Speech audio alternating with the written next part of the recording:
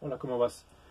Este tercer video es para hablarte de las proteínas, que es otra de las biomoléculas importantes. Ya habíamos visto carbohidratos, que tenían solo carbono, hidrógeno y oxígeno.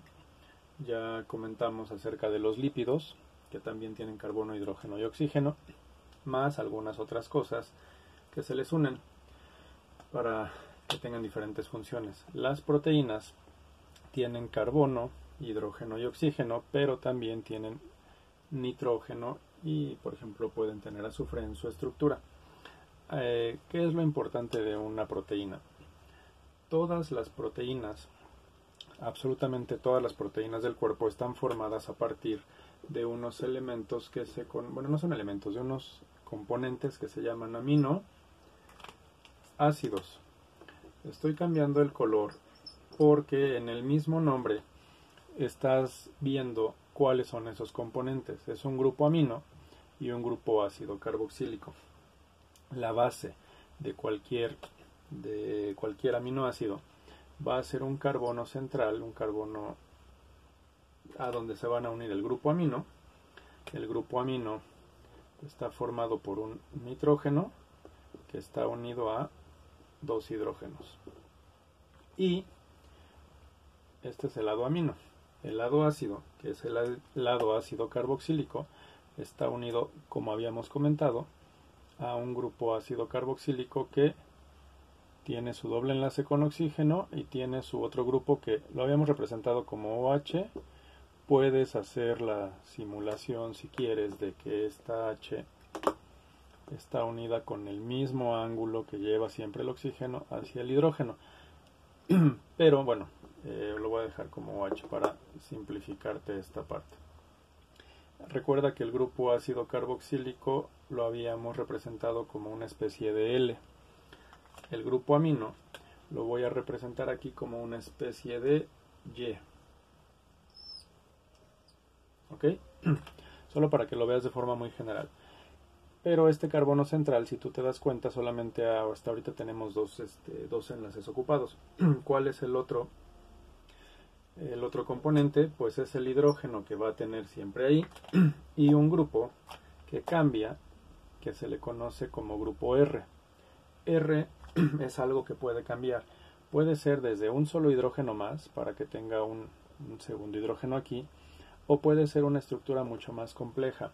Una estructura que puede ser también, otra vez, suponiendo un carbono unido a una cadena.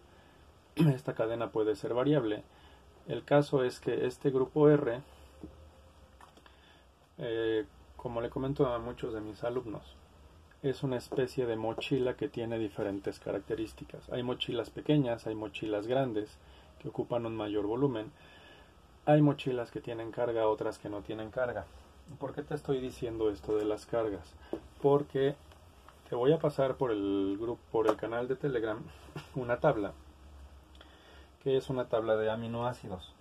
¿Y qué características puede tener este grupo R? Ya pensando en esto, el grupo R o esa mochilita puede tener una serie de características y esos aminoácidos o esas características, me estoy quedando ronco, qué feo, van a provocar una interacción que va a hacer cambios en el espacio y en la conformación espacial de cómo van a quedar acomodados estos aminoácidos. Ahorita regreso a otra parte, pero el grupo R puede ser un grupo R no polar. Significa que no interactúa con el agua, o sea, de alcanos, alquenos y todo esto, en el que se conoce como alifático. También existen no polares, que son aromáticos, es decir, anillos de carbonos como el benceno y esas cosas de ese tipo. Ahora, dentro de los que son polares, podemos tener polares, significa que tienen diferentes polos, como cargas pues, y pueden interactuar con el agua. Podemos tener unos polares que no tienen carga, como neutros. Podemos encontrar unos polares con carga positiva y unos polares con carga negativa. Esa tabla que te voy a pasar tiene básicamente esto y vas a tener las estructuras o los grupos R desarrollados, pero debes de saber que siempre ese grupo R va a depender de su tamaño, va a depender de sus características, va a ayudar a la interacción pues de la proteína. Una cosa que me faltaba, cuando un aminoácido, y habíamos dibujado como una Y, solamente lo voy a dibujar así. Cuando un aminoácido interactuaba con la parte del ácido carboxílico, lo había yo dibujado de esta manera, y teníamos el grupo R, lo voy a poner como en un recuadrito nada más, y su respectivo hidrógeno lo voy a poner aquí mismo. ¿Qué va a hacer?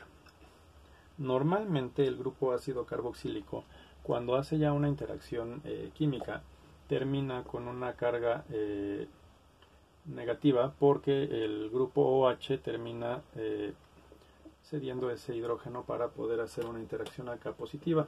Entonces, cuando se hace una unión de dos aminoácidos o más, esto que tiene una carga negativa se va a unir con otro de los grupos que estaban con el grupo ácido carboxílico. Voy a tener por acá mi carbono, voy a tener mi grupo ácido carboxílico siguiente, voy a tener también mi grupo R. Y esto básicamente está formando, lo voy a circular, pero ya no tengo más colores. Bueno, esta unión de aquí, o esta unión de todo esto, se va a estar repitiendo constantemente. Voy a estar repitiendo esta unión más adelante. Y la unión que se forma ahí es una unión entre aminoácidos que se conoce como enlace peptídico. Esos aminoácidos y esos enlaces peptídicos van girando en el espacio dependiendo de la interacción que tenga con el grupo R. Ahora, dentro de los diferentes aminoácidos tú puedes encontrarlos representados, y hay diferentes clasificaciones por letras del alfabeto, o puedes encontrar sus abreviaturas a 3 letras, como GLI, que sería glicina, no está pintando bien este plumón, como, ¿qué te dije? Como glicina, como alanina, como no sé, hay muchísimos, ¿no? Vamos a poner la histidina. ¿Qué significa esto?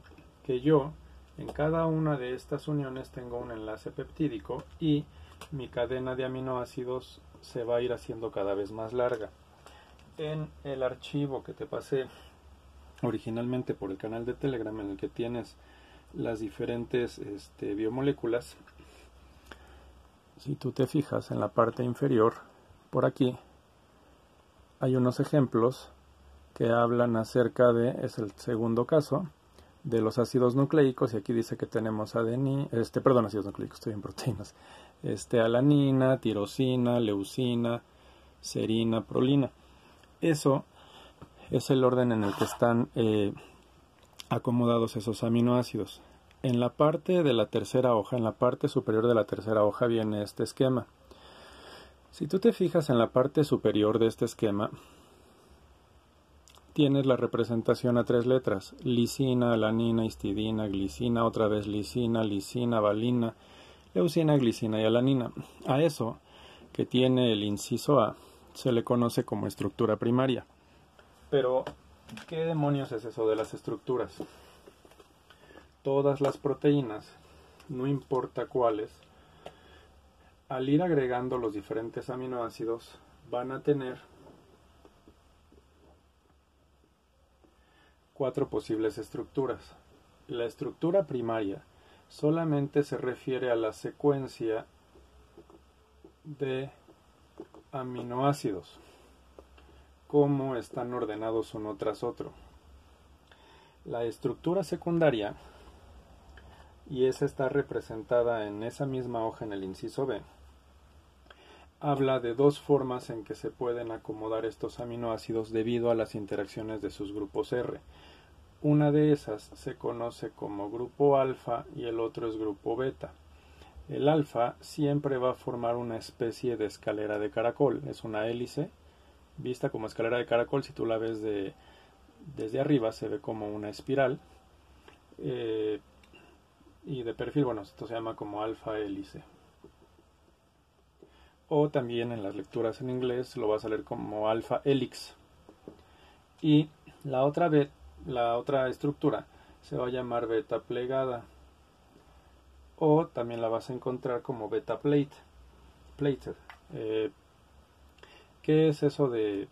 Bueno, esta era la escalera de caracol vista de perfil, y la beta plegada básicamente va a ser una secuencia de aminoácidos que eventualmente da la vuelta y que regresa en un sentido paralelo, y resulta que puede haber unas interacciones entre el aminoácido 1, 2, 3, 4, 5 y el 6, 1 y 6, 7, 8 y 9, y a lo mejor entre el 4 y el 9. Esto visto desde arriba va a quedar como una hoja que está doblada. Te voy a pasar unas fotos de unas estructuras tridimensionales para que las veas y te las voy a pasar por el grupo de Telegram. Ahora, ¿qué sucede con la siguiente estructura? Así, lo estoy enumerando, bueno, enlistando como en la hoja que te pasé por el grupo, por el canal, perdón, y tenemos una estructura que se llama estructura terciaria. La estructura terciaria simplemente es la unión de diferentes cadenas de aminoácidos que pueden formar alfa hélices o estructuras beta plegadas. Es decir, yo puedo tener una alfa hélice en una posición y luego me encuentro con una beta plegada y luego me encuentro con otra alfa hélice y luego hay una otra alfa hélice en otra secuencia y luego voy a encontrar una beta plegada. Y así, ¿qué significa esto? Que para poder lograr hacer una secuencia de una alfa hélice o de una beta plegada, yo voy a necesitar muchísimos aminoácidos. Las proteínas empiezan a torcer porque el grupo R va interactuando.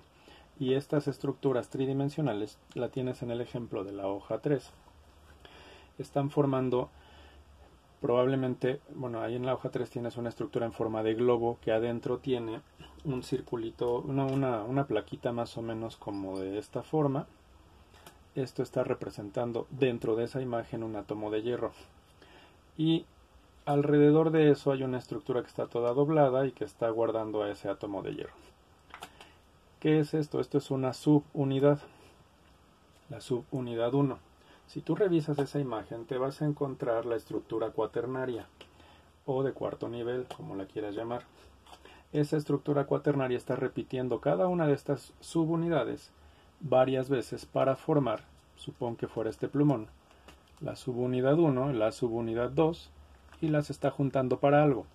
En el ejemplo que tienes dentro de la imagen de esa página, son 4 subunidades iguales. Las vas a distinguir porque una es de color gris, una es de color azul claro, una es de color más oscuro y así. Y en cada una de ellas vas a ver esta estructura.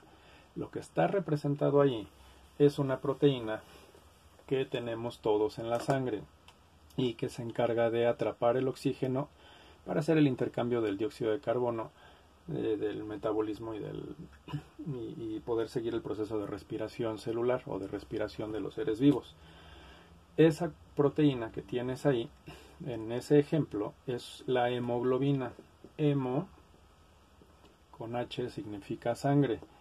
Y globina es la forma de globo que tiene esa proteína. Es un globo grande que está conteniendo esas bolitas rojas, son átomos de hierro. Una cosa importante. Las proteínas por lo general tienen la terminación ina. Tú vas a reconocerlos por la palabra ina. Ahora, todas las proteínas del cuerpo necesitan una cantidad mínima de aminoácidos para poder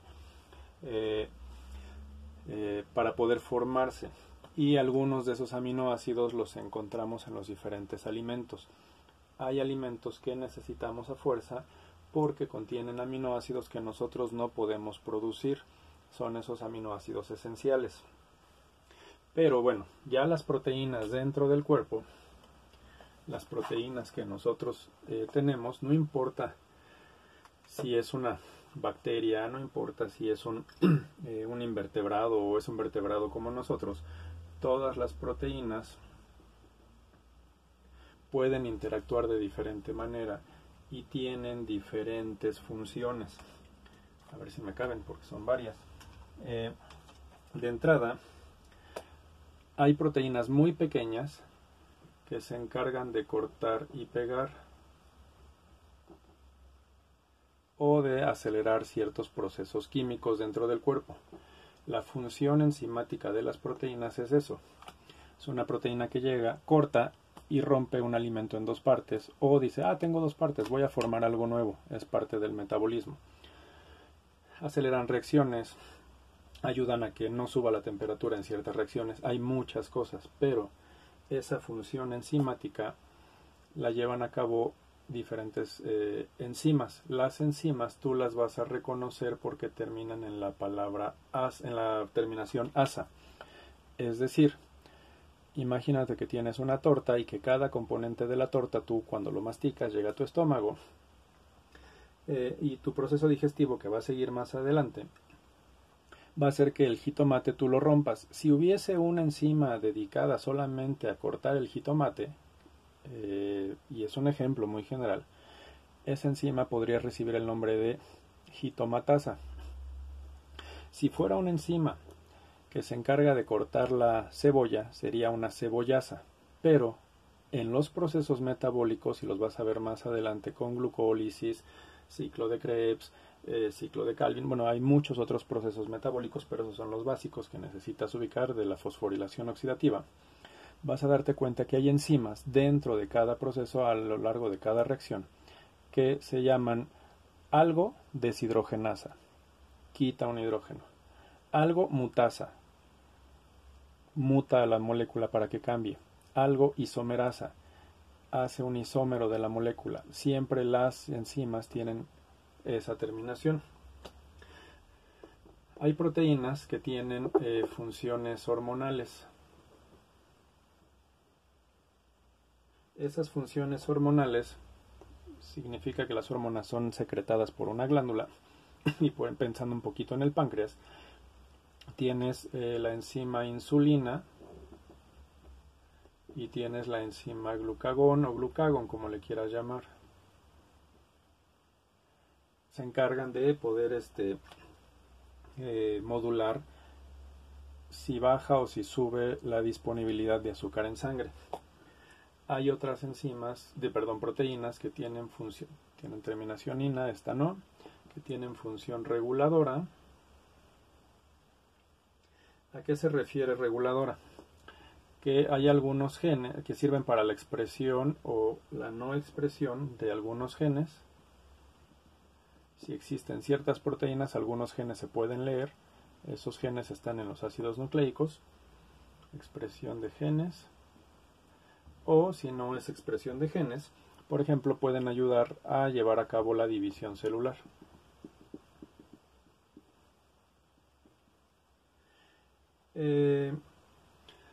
La división celular pues, es un ciclo que se está repitiendo y una proteína que se encuentra, hay muchas pues, pero una que según es de las importantes es la ciclina para ese ciclo celular. Otra función sirven como buffer o reguladores del medio y en ese sentido serían proteínas que tienen una función de homeostasis, homeostáticas. Función homeostática. ¿Qué significa eso? Que van a regular el pH del medio interno, pueden regular el pH del interior de la célula. Si tienes, por ejemplo, has oído que las serpientes a veces muerden, te inyectan su veneno. Algunas serpientes utilizan una proteína que sirve como que sirven como de defensa en el cuerpo. Esos venenos son un ejemplo. Hay algunas proteínas que se encuentran en las mucosas, de defensa de mucosas, y serían, por ejemplo, unas mucinas. Hay algunas que están en nuestro sistema inmunológico, que es lo que conocemos como anticuerpos, que detectan ciertos antígenos. Es una especie de proteína que tiene una forma que solo se va a anclar a un cuerpo externo y dice, he detectado un cuerpo externo, este es el anticuerpo y este es el antígeno. En ese sentido, tenemos las del sistema inmune, que se conocen como inmunoglobulinas. ¿Qué forma crees que tienen? De una especie de glóbulo, de globo o cosas por el estilo. Hay otra función de las proteínas que es de transporte. Algunas proteínas sirven para transportar, son como balsas que van en la sangre para llevar diferentes tipos de grasas o de lípidos hacia el resto del cuerpo. La que te comenté en el ejemplo de la hoja que tienes es la hemoglobina. Lleva el oxígeno por la sangre para que llegue hacia el resto del cuerpo. Pero, por ejemplo, eso es en el caso de los organismos como nosotros. Los insectos tienen un equivalente a la hemoglobina, que es una hemocianina. Cambia el color de la sangre y todo eso. Y, por ejemplo, pueden ser lipoproteínas, esas que te dije que llevan grasas a través del cuerpo por la sangre.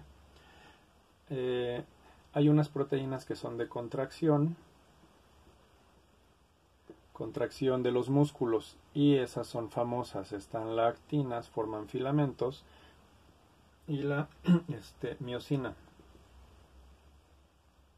Hay otro tipo de proteínas, por ejemplo, ya creo que ya va a ser la última que voy a poner, de reserva, que sirven para que el cuerpo pueda tener más adelante alguna obtención de energía, y pensando un poquito en el huevo, o que el embrión del huevo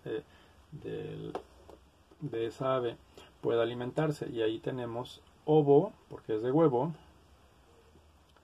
albúmina, esa se encuentra en el huevo. Puede haber también una lactoalbúmina, y bueno, básicamente cubrimos esas funciones: función enzimática, función hormonal, función reguladora, función homeostática, de defensa, de transporte, de contracción y de reserva. Todas las proteínas, no importa lo que lleven, van a estar formadas a partir de aminoácidos y van a tener diferentes formas y obviamente diferentes funciones. Hay miles de proteínas diferentes. Con esto dejo todo el tema de proteínas.